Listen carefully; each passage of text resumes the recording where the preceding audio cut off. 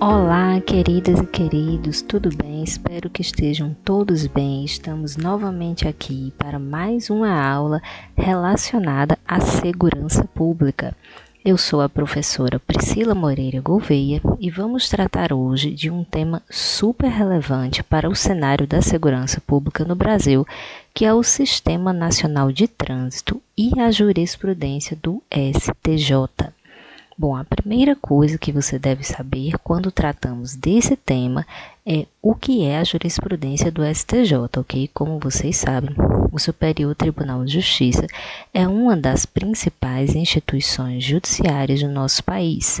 Ele é uma instância que muitas vezes é uma instância primeira ou uma instância secundária, a depender do tipo de ação, do tipo de processo, do tipo de demanda judicial. Ele é extremamente importante para a resolução de diversas causas de direito material no nosso país, assim como também de direito processual independente da disciplina. E, claro, a segurança pública não poderia ser deixada de fora enquanto tema. O Sistema Nacional de Trânsito e causas pertinentes à segurança pública, da mesma forma, também permeiam os julgados e julgamentos do STJ. Então, a primeira coisa que você deve saber quando tratamos do tema é que o Código de Trânsito Brasileiro institui desde o Sistema Nacional de Trânsito até os crimes de trânsito. Exatamente. Os crimes de trânsito não estão previstos no Código Penal, eles estão previstos no CTB, nosso Código de Trânsito Brasileiro. E diversos outros temas também relacionados ao trânsito também estão ali no Código de Trânsito Brasileiro. É muito importante que você compreenda que a lei e a jurisprudência coexistem. O que isso quer dizer? A lei, a norma, ela vai trazer as regras pertinentes, as regras atinentes ao tema. No caso dos crimes de trânsito especificamente, estarão ali previstas as tipificações penais relacionadas ao trânsito.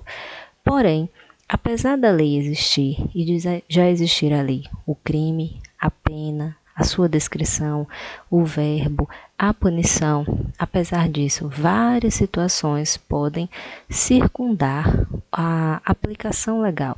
E aí surge a jurisprudência.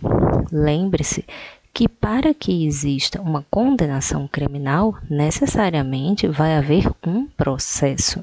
Exatamente, uma pessoa ela não é simplesmente levada a uma delegacia, se faz o inquérito e a partir dali a pessoa é presa. Não, de maneira alguma. Sempre haverá o chamado devido processo legal, tanto na esfera penal, como na esfera civil, como na esfera administrativa, sempre existirá a figura do processo. Então, como é que a situação se desenrola? Digamos que existiu uma determinada conduta, essa conduta foi apontada como delituosa.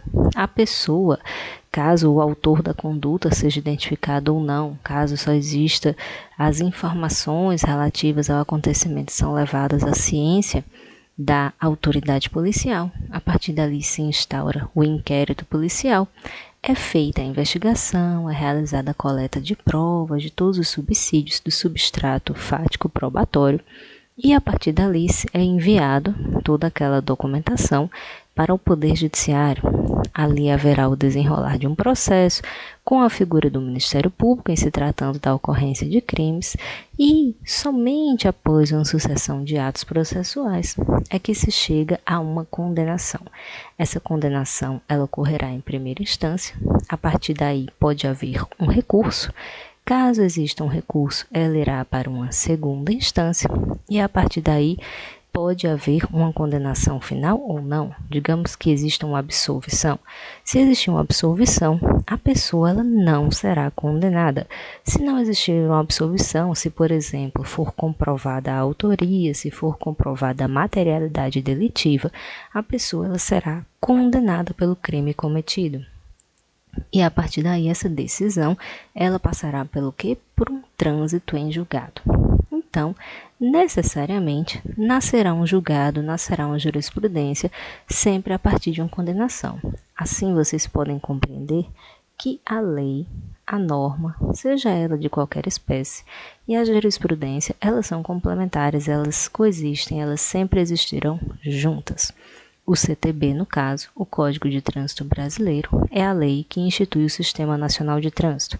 E, claro, como os crimes de trânsito estão ali previstos, ele tipifica os tipos penais. Ou seja, ele dá vida jurídica à previsão de determinada conduta enquanto crime. Nunca se esqueça, para existir crime no Brasil, tem de existir a sua previsão na lei. Então, a lei, ela sempre trará o tipo penal. Ela trará o verbo, ela trará a descrição da conduta, ela trará a punição e o quantitativo da punição. Por exemplo, se eu tenho um determinado crime que diga matar alguém, pronto, matar alguém. Qual é o verbo? Matar, o famoso crime de homicídio. Alguém se refere à vítima, e aí vão haver várias majorantes, várias minorantes, também vai haver a descrição da pena, de X a Y anos, tudo isso compõe o tipo penal. Evidentemente, os crimes de trânsito não estão fora desse padrão. O crime de trânsito, ele sempre também estará descrito dessa forma no Código de Trânsito Brasileiro. Não é porque um crime ele não está descrito no Código Penal que ele estará lá exposto de forma diversa, seja o Código de Trânsito Brasileiro ou seja qualquer outra norma, como por exemplo a lei de licitações que trazia ali a descrição dos crimes de licitação. Toda lei que ela trouxer um crime, ela vai dizer qual o verbo relacionado, vai ter a descrição da conduta relacionada, vai ter a pena prevista, se é de detenção, se é de reclusão, vai ter o quantitativo, se é de 1 a 3 anos, se é de 5 a 10 anos, enfim. Toda descrição punitiva acontecerá dessa forma no ordenamento jurídico brasileiro. Por isso que você tem que saber que no Código de Trânsito Brasileiro, já que ele traz a descrição dos crimes de trânsito, essa descrição punitiva acontece da mesma forma. No entanto, além disso que nós vimos sobre a lei, você também deve saber que a jurisprudência é que vai sanar quaisquer dúvidas sobre a interpretação legislativa, sobre lacunas epistemológicas e sobre conflitos envolvendo a legislação. E nunca se esqueça, houve processo, haverá julgamento, haverá o nascimento de um determinado julgado. A partir do nascimento desse determinado julgado, muitas vezes podem se criar teses. E vocês vão ver na aula de hoje que no STJ, no nosso Superior Tribunal de Justiça, também foram criadas diversas teses vinculadas aos crimes de trânsito. Antes disso, saiba que o Código de Trânsito Brasileiro, ele foi criado pela Lei Federal número 9.503 e ela é de 1997, exatamente. O nosso atual CTB, ele existe desde 23 de setembro de 1997. E o Sistema Nacional de Trânsito, criado pelo Código de Trânsito Brasileiro, ele tem seu nascedouro no artigo 5º dessa lei. Vamos ver o que esse artigo diz. O Sistema Nacional de Trânsito é o conjunto de órgãos e entidades da União, dos Estados, do Distrito Federal e dos municípios que tem por finalidade o exercício das atividades de planejamento, administração, normatização, pesquisa, registro e licenciamento de veículos, formação, habilitação e reciclagem de condutores, educação, engenharia, operação do sistema viário, policiamento, fiscalização, julgamento de infrações e de recursos e aplicação de penalidades. Veja, quando se fala em Sistema Nacional de Trânsito, não se está aqui indo além do que a palavra realmente quer dizer. É um sistema porque olha a quantidade de atribuições que está inserida no Sistema Nacional de Trânsito. Desde atribuições vinculadas a planejamento, administração, normatização, pesquisa, registro e licenciamento de veículos, até a questão dos condutores, com sua formação, habilitação e reciclagem. Sim, a habilitação dos condutores, ela também compõe o Sistema Nacional de Trânsito. E também educação, engenharia, operação do sistema viário. Então, tanto a operacionalização do sistema viário, como a formação de condutores, como a normatização vinculada ao trânsito, o planejamento vinculado ao trânsito, o policiamento e a fiscalização, tudo isso, bem como o julgamento de infrações e de recursos e aplicação de penalidades. Aí você nessa hora pode se lembrar de quê? Do DETRAN, por exemplo, o Departamento de Trânsito. Os municípios têm um departamento de trânsito, na verdade, os estados têm. Isso também está inserido no Sistema Nacional de Trânsito, claro. Todas essas figuras compõem o Sistema Nacional de Trânsito. Por quê? Porque o julgamento de infrações e de recursos, assim como a aplicação de penalidades, compõem o Sistema Nacional de Trânsito. Quer dizer que quando eu tenho pontos deduzidos da minha carteira, esse ato administrativo ele também está ligado ao Sistema Nacional de Trânsito? Sim, como não, ele também está ligado ao Sistema Nacional de Trânsito. Então, como você pode ver, ele abarca de forma bastante abrangente, não somente a operacionalização do trânsito, mas todos os seus componentes. E o que diz o artigo 6º da Lei 9.503, não esqueça o número, 9.503 de 1997. Ele traz os objetivos básicos do Sistema Nacional de Trânsito. Você vai ver aqui, você pode ver logo esses incisos 1, 2 e 3 e pensar, são poucos objetivos? Não, você verá que esses objetivos eles englobam praticamente tudo do Sistema Nacional de Trânsito. Por exemplo, estabelecer diretrizes da Política Nacional de Trânsito. Nossa, esse estabelecer diretrizes aqui já está dizendo que todas as regras referentes à Política Nacional de Trânsito vão nascer a partir do Sistema Nacional de Trânsito, não é verdade? Com que finalidade? Com vistas à segurança, à fluidez, ao conforto, à defesa ambiental e à educação para o trânsito e fiscalizar o seu cumprimento. Então, vemos aqui a presença da defesa ambiental de forma transversal, não é verdade, nos objetivos do Sistema Nacional de Trânsito. Isso quer dizer que não pode-se conceber uma política nacional de trânsito que desconsidere temas de referência, como, por exemplo, a sustentabilidade ambiental, o combate ao crime ambiental, a defesa ambiental. A defesa do meio ambiente ela está inserida de forma transversal em todas as políticas públicas. Da mesma forma, educação para o trânsito, porque assim você pode prevenir determinados acontecimentos, não é verdade? Fiscalização, porque não basta pensar uma política pública, você precisa fiscalizar a sua ocorrência para verificar se o seu cumprimento está ocorrendo como planejado. E claro, tudo isso também está relacionado à segurança, à fluidez e ao conforto, porque esses componentes não podem faltar no que diz respeito ao trânsito. O inciso 2 diz: fixar mediante normas e procedimentos a padronização de critérios técnicos, financeiros e administrativos para a execução das atividades de trânsito. E, evidentemente, qualquer tipo de implementação de política pública, na verdade, pressupõe o planejamento e a padronização de critérios, e esses critérios são técnicos. Essa palavra é muito importante para que você não pense que os critérios são atribuídos de forma arbitrária. Eles possuem um fundamento científico, por isso eles são considerados critérios técnicos, e daí é que são elaboradas as normas e os procedimentos aptos a estabelecer essa padronização. E o inciso 3º nos traz: estabelecer a sistemática de fluxos permanentes de informações entre os seus diversos órgãos e entidades, a fim de facilitar o processo decisório e a integração do sistema.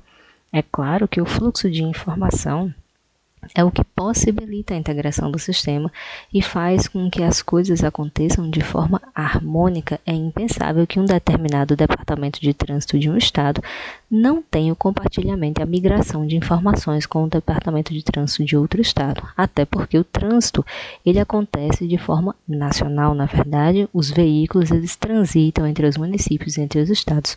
Por isso é necessário haver a migração de informações. Se uma pessoa ela tem, por exemplo, pontos deduzidos em sua carteira, essa dedução não conta apenas para uma cidade, não é? Ela é uma informação que está vinculada ao documento daquele condutor. Você tem que observar que a lei ela não se dedicou extensivamente ao detalhamento de seus objetivos, né? Afinal, são 3. Posto que em seu próprio texto já estabelece todas as diretrizes determinantes de sua aplicação. É interessante, muito interessante, que depois você pegue o CTB e você dê uma lida nele para que você possa perceber como a lei ela foi detalhista e ela foi pragmática em relação a todas as situações vinculadas ao trânsito. Até porque, ora, se é o Código de Trânsito Brasileiro, todas as situações pertinentes ao trânsito têm de estar previstas ali para antecipar as situações que podem ocorrer. Posteriormente, no Código, a partir do seu artigo 291, a lei começa a traçar linhas gerais sobre os crimes de trânsito e, a partir do seu artigo 302, trata dos crimes em espécie.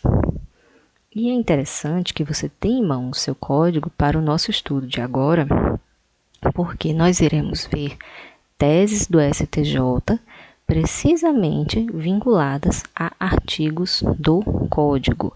Por isso que, para que você compreenda as teses, você tem de ter o Código em mãos.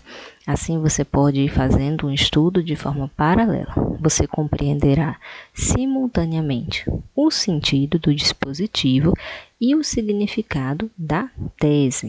E você também verá a importância das teses do STJ para a compreensão dos crimes de trânsito. Então, vamos lá. Tese 1. Veja bem, acompanhe.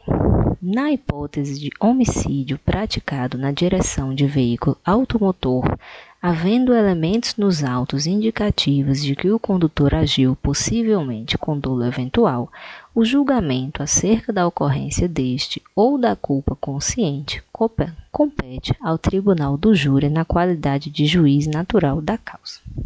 Vamos compreender o que a tese diz. Qual é o elemento principal desta tese? É a questão do dolo eventual. O que é o dolo? É a vontade de... Se quando uma pessoa comete um crime com dolo, ela tem a intenção de praticar o crime. O que é o dolo eventual? Dolo eventual quer dizer que a pessoa assumiu o risco de... Ela praticou uma determinada conduta que ela sabia que podia gerar um determinado objetivo, um determinado fim, poderia ter um determinado resultado doloso. Então, isso é o chamado dolo eventual. É você praticar a conduta correndo o risco que você sabe que existe de se chegar a um determinado resultado. A partir daí, veja novamente o que diz a jurisprudência. Na hipótese de homicídio, que é homicídio, matar alguém, praticado na direção de veículo automotor, ou seja, a pessoa era o condutor do veículo, havendo elementos nos autos indicativos de que o condutor agiu possivelmente com dolo eventual, ou seja, o condutor do veículo sabia que existia o risco de se cometer um homicídio se ele continuasse fazendo o que estava fazendo. O julgamento acerca da ocorrência deste o quê? Do cometimento do crime ou da culpa consciente compete ao tribunal do júri, na qualidade de juiz natural da causa. Veja a importância dessa tese, porque o tribunal do júri é o que julga homicídios. Então, não existe a possibilidade de você pensar, mas é um crime de trânsito. Então, como é um crime de trânsito, ele não irá para o tribunal do júri, porque os crimes de trânsito eles são diferentes, são separados, a competência é outra. Não existe essa possibilidade. Se houve o cometimento de homicídio, e aqui veja que o cometimento de homicídio é o ainda não provado, ok?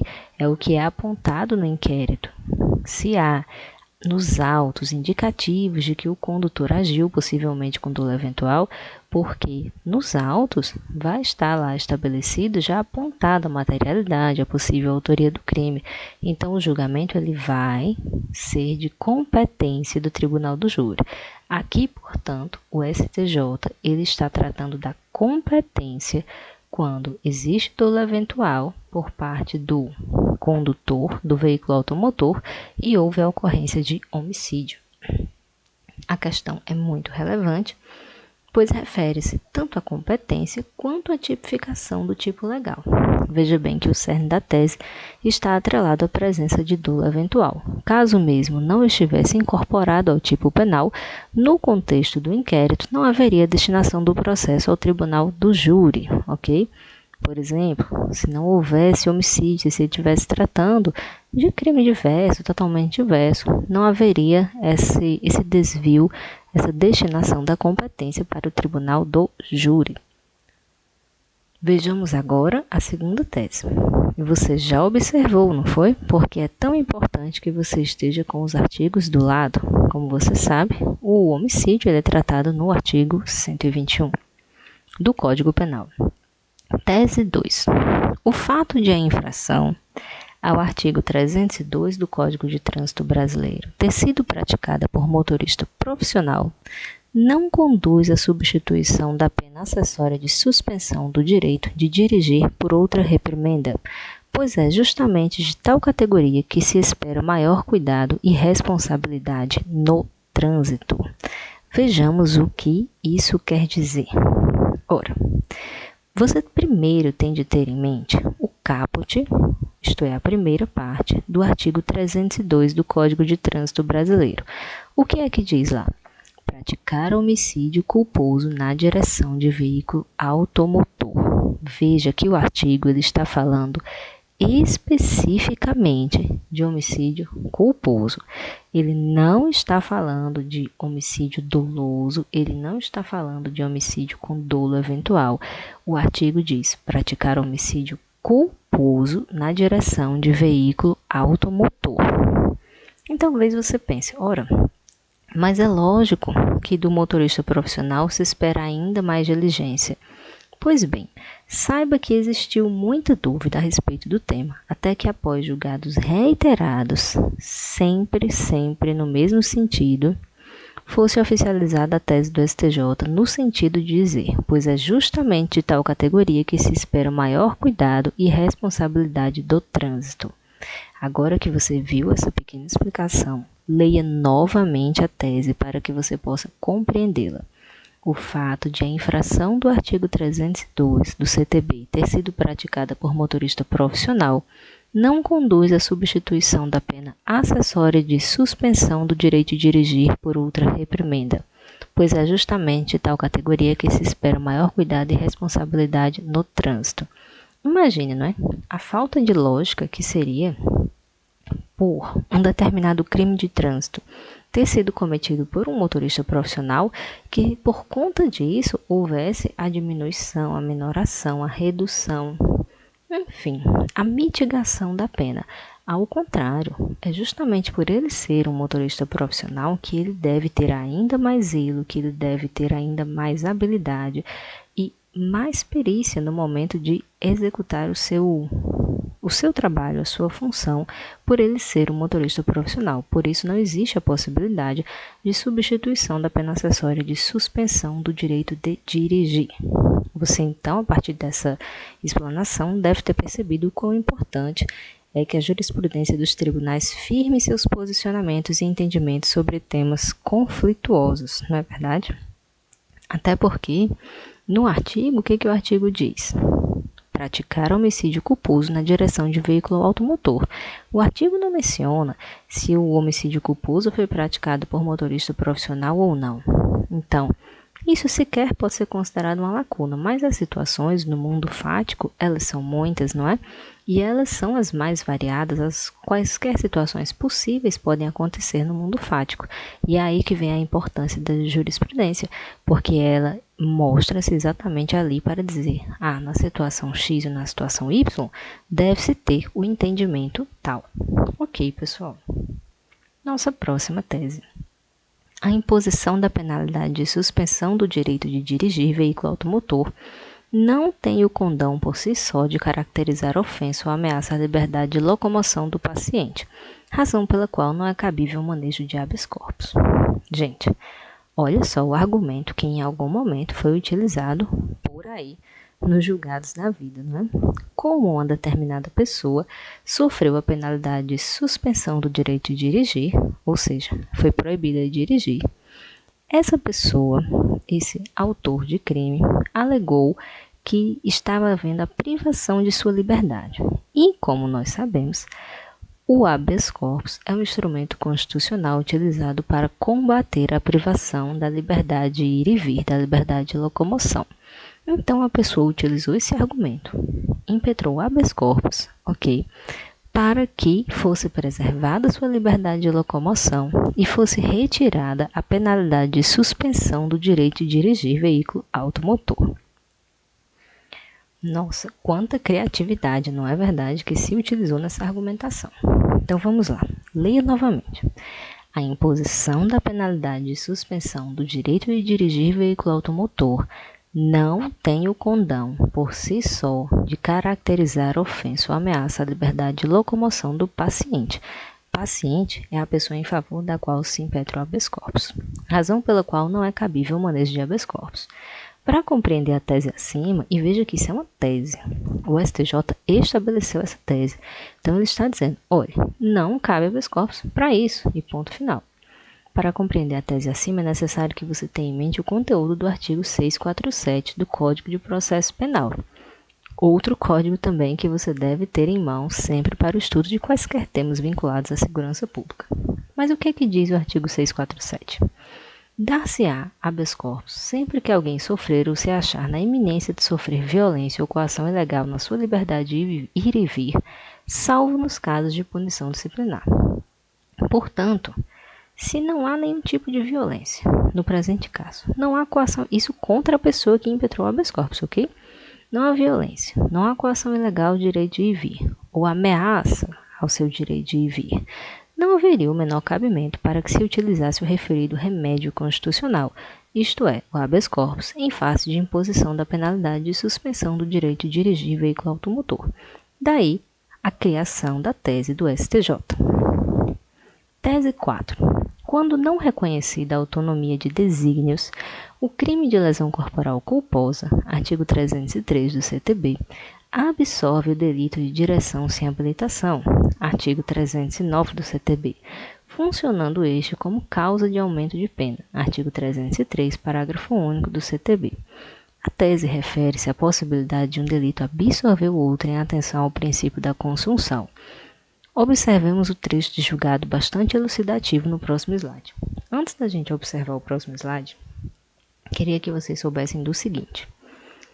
Se tem um crime, Para cometer esse crime, alguém tem que, nos atos preparatórios desse crime, vamos chamá-lo de crime A, cometer vários pequenos crimes que vão compor todo o ato, todo o procedimento para se chegar ao crime A. O crime A provavelmente vai absorver esses pequenos crimes que compuseram o crime A. Isso ocorre em razão do princípio da consunção, porque eles foram atos preparatórios para o crime A. Ok, agora que você já tem isso em mente, vamos ver o julgado. Em função do princípio da consunção, um tipo, aqui está falando do tipo penal, o crime, descarta outro porque consome, é como se ele absorvesse ou exaure o seu conteúdo proibitivo, isto é, porque há um fechamento material. É um caso de consunção o do fato posterior que resulta consumido pelo delito prévio. No caso em exame, isso aqui desse caso especificamente. No caso em exame, o Tribunal de Origem rechaçou o pleito de reconhecimento do princípio da consunção entre os delitos lesão corporal, justamente o 303 do CTB, e dirigir sem habilitação, o 309, não vislumbrando relação de exaurimento de conteúdo proibitivo da norma.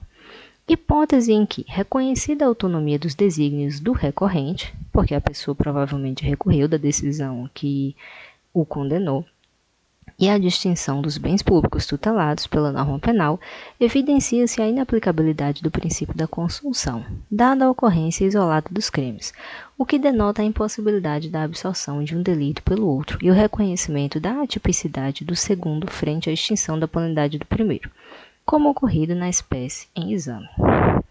Portanto, lembre-se, pode haver consunção, mas eles têm que necessariamente estar vinculada à ausência de autonomia, porque quando existe a autonomia dos desígnios, não haverá consunção. Daí, novamente, a importância da jurisprudência, porque sempre se deve analisar o caso concreto para ver quando existe a possibilidade de consulção ou não. Então, veja novamente agora a tese, depois da leitura do julgado. Quando não reconhecida a autonomia dos desígnios, ou seja, quando eles não são autônomos entre si, o crime de lesão corporal absorve o delito de direção sem habilitação, funcionando este como causa de aumento de pena. Ao mesmo tempo, a leitura que se também extrai daqui é que, se for reconhecida a autonomia dos desígnios, não haverá que se falar em princípio da consunção. E esse julgado ele é de 2018. Tese 5. Os crimes de embriaguez ao volante, artigo 306 do CTB, e o de lesão corporal culposa em direção de veículo automotor, artigo 303 do CTB, são autônomos, e o primeiro não é meio normal, nem fase de preparação ou de execução para o cometimento do segundo, não havendo falar em aplicação do princípio da consunção. Veja que aqui nós estamos no mesmo tema, o princípio da consunção, só que numa situação diversa. Observe que interessante. Enquanto na tese anterior o princípio da consunção foi mencionado, já que um crime absorveu o outro, no presente caso ele foi descartado. Viu? Nós não falamos que se tinha que observar o caso concreto? Isto porque, de forma alguma, o crime de embriaguez ao volante não é um meio natural, nem fase de preparação ou de execução para o cometimento do crime de lesão corporal culposa em direção de veículo automotor. A tese 6 qual é? O crime do artigo 306 é de perigo abstrato, sendo despicienda, ou seja, desnecessária, a demonstração da efetiva potencialidade lesiva da conduta. Primeiramente, tenha em mente claro qual é o teor, na verdade, do artigo 306 do CTB. Conduzir veículo automotor com capacidade psicomotora alterada em razão da influência de álcool ou de outra substância psicoativa que determine dependência. Isto quer dizer que não precisa haver um dano causado pelo motorista alcoolizado ou sob efeito de substância psicoativa que determine dependência para que o crime se concretize. Isso é o que quer dizer ele ser de perigo abstrato. Então, basta você conduzir alcoolizado. Não, ou, claro, a gente diz alcoolizado, né? Mas pode ser outra substância psicoativa que determine dependência. Basta conduzir sob efeito dessa substância. Não precisa que ele bata em algum lugar, que ele destrua o patrimônio, que ele cause lesão em alguém.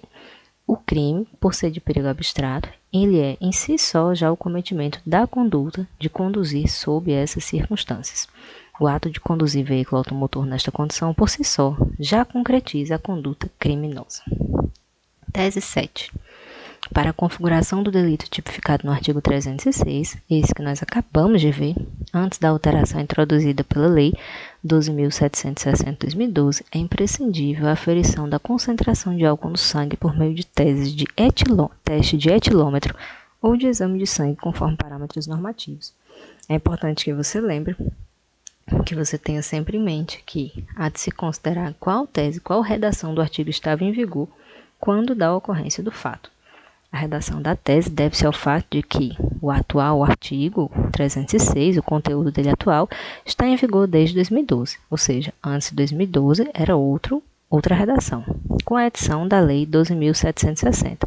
A redação anterior, todavia, vinculava o cometimento do delito à concentração de álcool, como não acontece hoje, de álcool no sangue do condutor de veículo, igual ou superior a 6 decigramas por litro. Tese 8.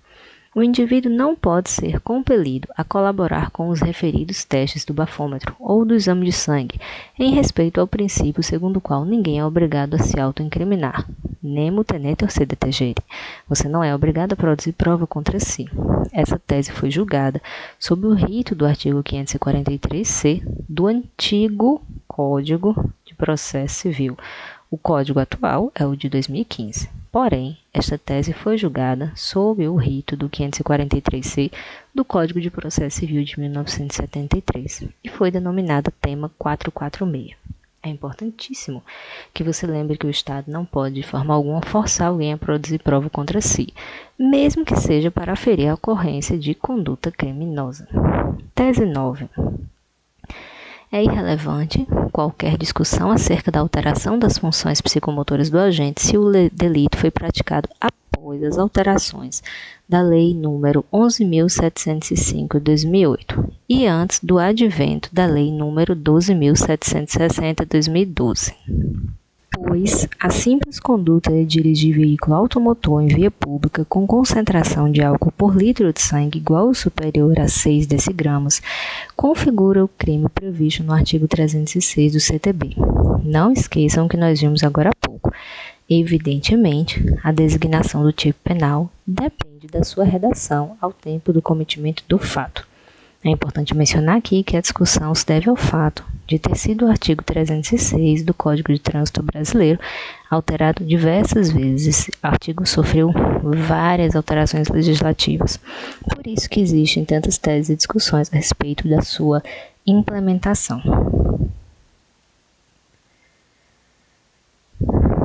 Sobre os crimes de trânsito ainda, você tem que saber o seguinte.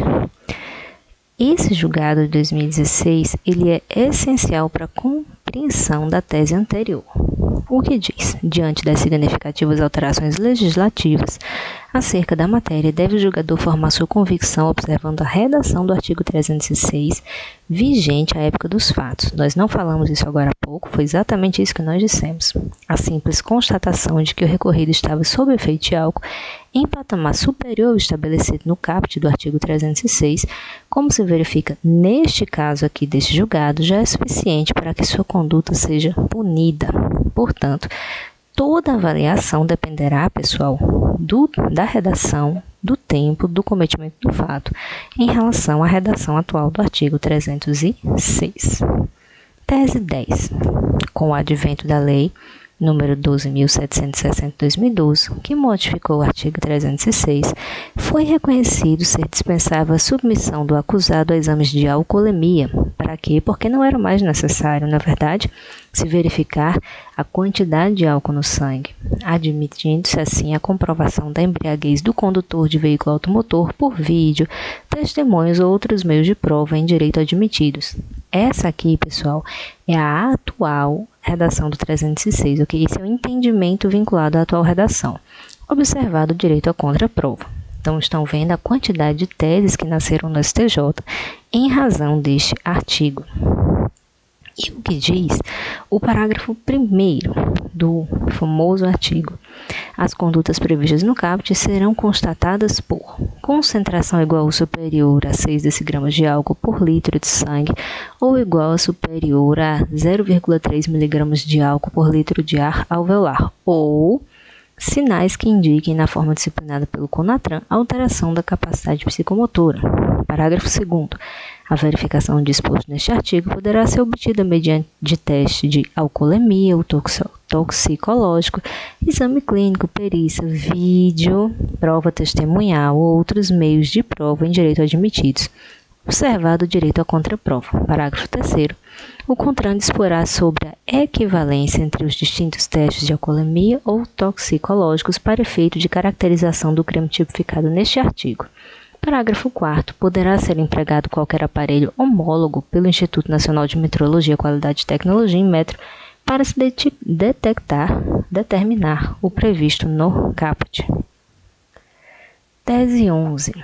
Constitui crime a conduta de permitir, confiar ou entregar a direção do veículo automotor à pessoa que não seja habilitada ou que se encontre em qualquer das situações previstas no artigo 310 do CTB, independentemente da ocorrência de lesão ou de perigo de dano concreto na condução do veículo. Isso é o reflexo de que na súmula 575 também do STJ.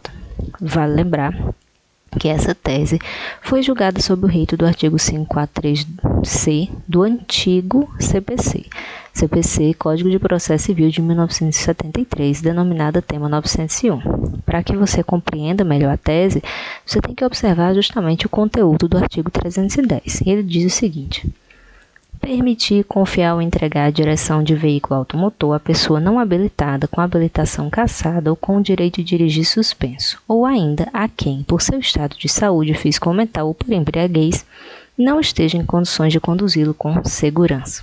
Veja aqui qual a finalidade dessa tese. Ela é justamente confirmar, ratificar que não precisa haver dano em decorrência da conduta para se configurar o crime. O crime em si consiste em entregar a direção do veículo para a pessoa nas condições acima mencionadas. Portanto, o crime do artigo 310 é um crime de perigo abstrato. E, finalmente, a tese 12. A desobediência à ordem de parada dada pela autoridade de trânsito ou por seus agentes, ou por policiais ou outros agentes públicos no exercício de atividades relacionadas ao trânsito, não constitui crime de desobediência, pois há previsão de sanção administrativa específica no artigo 195 do CTB, o qual não estabelece a possibilidade de cumulação de punição legal. Punição penal. Lembra que nós falamos no início da aula? Se não houver uma determinada previsão na lei, não existe a possibilidade de enquadramento de crime. Como nesse caso não há o estabelecimento da possibilidade de cumulação de punição penal, ou se aplica um ou se aplica outro. Para compreender corretamente a tese, é claro que você tem que ver o conteúdo do artigo 195 do CTB. Desobedecer às ordens emanadas da autoridade competente de trânsito ou de seus agentes. Infração grave, penalidade multa. Portanto, havendo o cometimento da conduta do artigo 195, não há que se falar em crime de desobediência ao crime geral previsto no Código Penal. Como o artigo já trouxe a sanção administrativa específica e não previu a possibilidade de acumulação com tipo penal diverso, ou seja, do Código Penal, não há previsão legal para que, além da sanção ali prevista, ocorra imputação do crime de desobediência para aquela pessoa que contraria a ordem de parada dada pela autoridade de trânsito ou por seus agentes, ou por policiais ou outros agentes públicos no exercício de atividades relacionadas ao trânsito. Pessoal, é isso. Espero que vocês tenham gostado da aula de hoje. Vocês agora podem preencher o questionário, responder as perguntas ali previstas e, posteriormente, fazer a prova. Se ficaram com dúvida, assistam a aula novamente, consultem o texto base e nos vemos na próxima aula.